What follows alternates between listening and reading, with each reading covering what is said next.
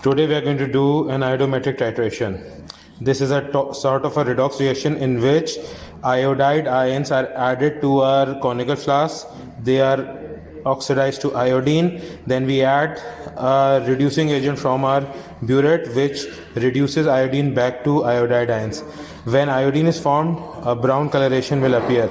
But when they are converted back into iodide, the color will disappear and a colorless solution will be obtained. The indicator for an iodometric titration to detect iodine is starch. This experiment can be carried out with or without starch. Here in this question it says you have to add a few drops of starch. So in starch, iodine gives a blue-black coloration. So we will first add starch, the blue-black color will appear. Then when all the iodine is converted back into iodide, the coloration will disappear and a colorless solution will be obtained. So now we have to carry out this experiment. We have got 4 reagents. Fa1 is potassium manganate, Fa2 is sulfuric acid, Fa3 is potassium iodide, and Fa4 is sodium thiosulfate, and starch indicator is given. So here you can see all of these chemicals are present. This is Fa1, Fa2, Fa3, Fa4 and starch. Now we will set up the experiment using the apparatus used for a titration. The method that we need to carry out is written in this text. Go over the text and follow the video. Okay, first we will have to pipette 25 cm cube of Fa1 into a conical flask. So let's do that.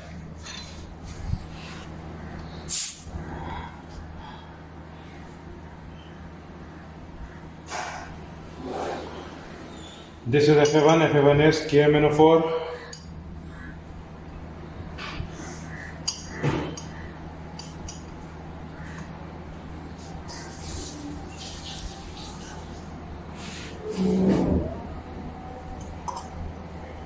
As you can see, we have taken as much KMnO4 as they have asked, with the lower meniscus being, upper meniscus rather in this case, being at the mark. Now we will transfer this solution into the conical flask.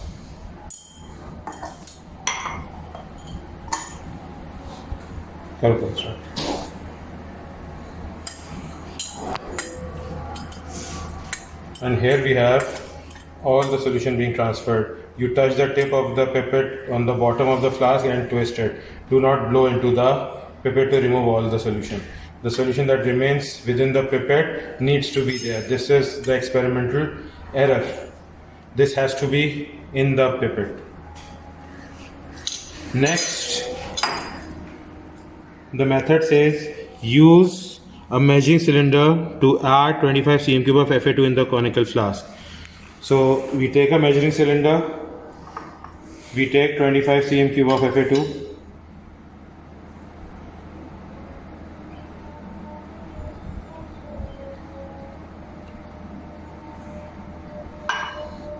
and we add it into the conical flask.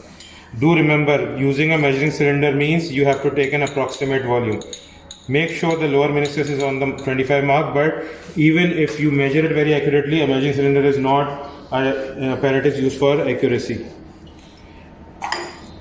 The next step says use the measuring cylinder to add 20 cm cube of Fa3 to the conical flask. So we take another measuring cylinder and we take Fa3. Now we have to add 20 cm cube.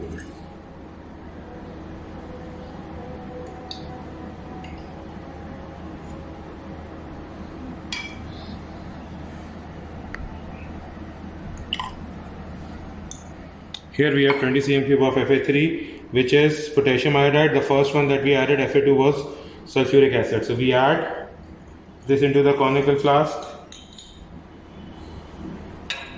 and we shake it. Now the potassium iodide has been converted into iodine because you added KMnO4 and sulfuric acid. So under the acidic conditions, iodide has been oxidized to iodine by potassium manganate.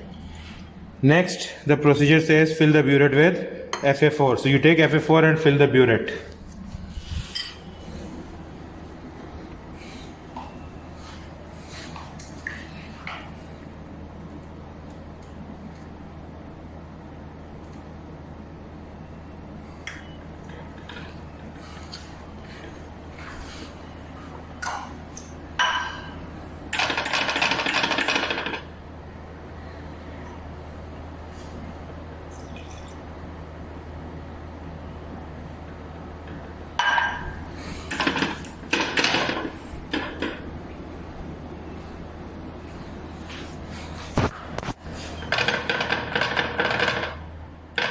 Get rid of the air bubbles.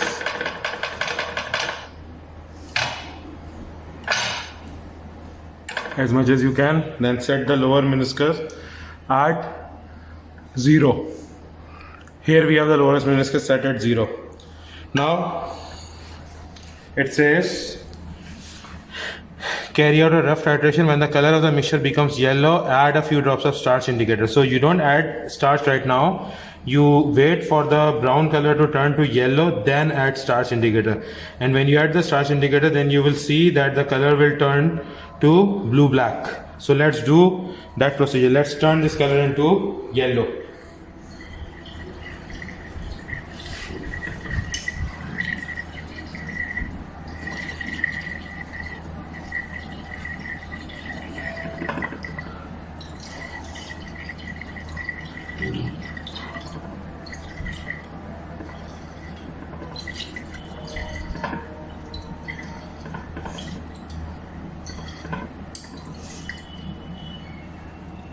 This is the yellow color that you need to get when you have to add starch. It says add a few drops of starch indicator. So you take the starch indicator in your dropper. First you add 1 drop. See how the color is. It's very light. Add 2, 3, 4, 5 drops so far. This should be good. If you want, you can add a few more drops. Right? So now you can see the color changes from yellow to sort of blue black. Now it will make it easier to identify change of color because the color will go from blue black to colorless. So let's complete the titration now by turning the solution in the conical flask to colorless. Look, just by adding a few drops, the color went this. It went to like slightly purplish, pale blue black or purplish, something like that. Now add drop by drop. And on addition of 2 drops, the color has completely disappeared. So this is the endpoint of our titration, and the reading that we got is exactly 21.10 cm3, and that is how you perform an iodometric titration using a starch indicator.